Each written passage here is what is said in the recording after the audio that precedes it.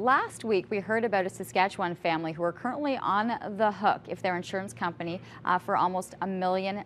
This after they prematurely gave birth to their daughter while on vacation in Hawaii last year.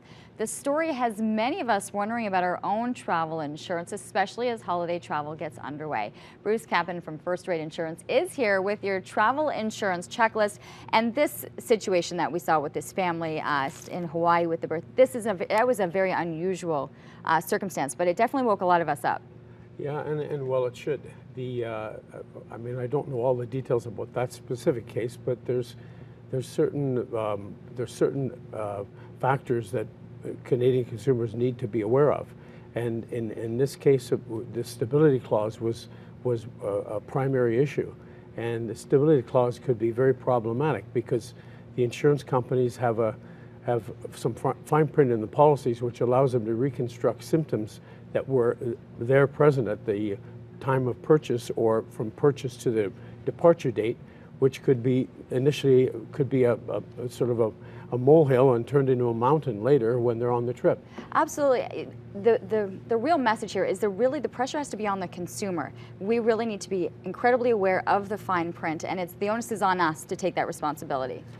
The problem being that even if these people would read the fine print, I don't know all the details of the case, but I mean, if the insurance companies can reconstruct after the fact and turn a mountain into a molehill, how does it help to read the fine print?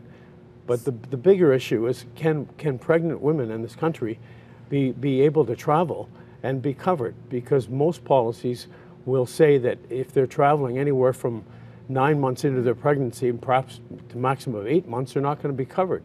And certainly a baby delivered prematurely on a trip is not going to be covered in any case. So how would it help to read the fine print there? What are some of the things we should be looking for? There's a couple of factors that we want to be able to tell people about. Yeah, I just like with your car, I believe a prudent driver would want to run a safety check on the car to make sure that everything's operational.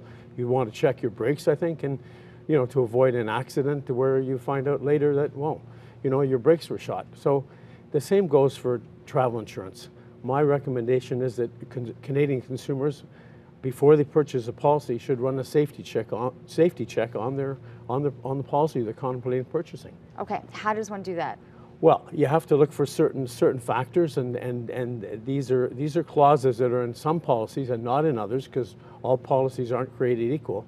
And there's a number of factors that I myself look at when I'm evaluating policies. Okay. Is there, if you're traveling with young children, if you're an independent, does that really change the direction you should be going? Well, yeah, I think so. In the case of a young person, for example, if you wouldn't want to have a stability clause that said that you have to be stable for 180 days prior to travel.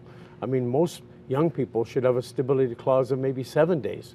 In this case, if you have 180 days, that just gives you more exposure time for the viewer, what do we mean by saying stability clause? Stability clause means that if you have a pre-existing condition, that condition has to have been stable X number of days prior to departure. It could be anywhere from 365 days to as low as 7. And of course, the lesser period that's required to be stable, the better. And stable would mean that you shouldn't have had a change in any medication, an alteration of medication, being referred to a specialist.